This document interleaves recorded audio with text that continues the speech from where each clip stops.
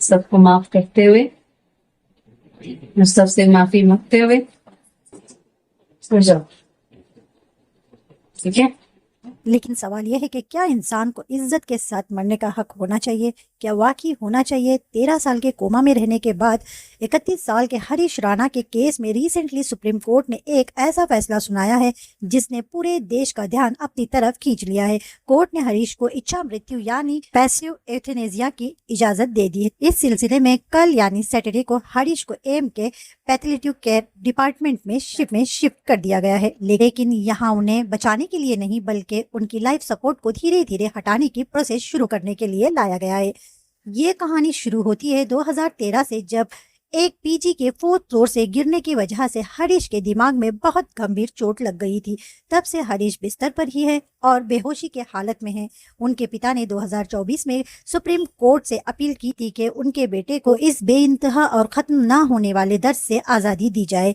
फिर 11 मार्च 2026 को justice JB पर्देवाला और KV विश्वनाथन के बेंच ने इस अपील को एक्सेप्ट कर लिया। पैसिव यूथेनेसिया यानी निष्क्रिय दया मृत्यु की परमिशन दे दी। अब आप सोच रहे होंगे क्या एम्स में एडमिट होते ही सब कुछ बंद कर दिया गया होगा? जवाब है नहीं। डॉक्टर्स की एक स्पेशल टीम हरीश पर नजर रखे हुए है। सबसे पहले उनका पेन मैनेजमेंट किया जाएगा। एक्सपर्ट के मुताबिक ये एक बहुत ही सेंसिटिव प्रोसेस है जिसमें वक्त लगता है। डॉक्टर्स का मकसद ये है कि जब लाइफ सपोर्ट हटाया जाए तो हरीश को जरा सा भी दर्द महसूस ना हो। अब इस पूरे प्रोसेस के कुछ इंपॉर्टेंट बातें जान लीजिए। सबसे पहले पेशेंट का हेल्थ असेसमेंट और पेन कंट्रोल किया जाएगा। हरीश को अब कोई नया लाइफ सपोर्ट नहीं दिया जाएगा। धीरे धीरे वेंटिलेटर और फीडिंग ट्यूब जैसे लाइफ सपोर्ट सिस्टम हटाया जाएंगे और ये इंश्योर किया जाएगा कि मौत की प्रोसेस पूरी तरह से गरिमापूर्ण और दर्द रहित हो। सालों के इलाज के बाद जब डॉक्टर्स ने मान लिया कि अब सुधार की कोई उम्मीद नहीं बची, तब जाकर ये मुश्किल फैसला लिया गया।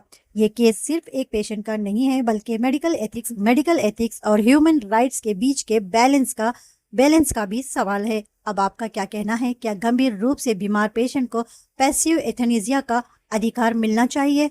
अपनी राय हमें कमेंट सेक्शन में जरूर शेयर करें। साथ ही हरीश और उनके परिवार के लिए हिम्मत और दुआ भी मिलेंगे अगली अपडेट में।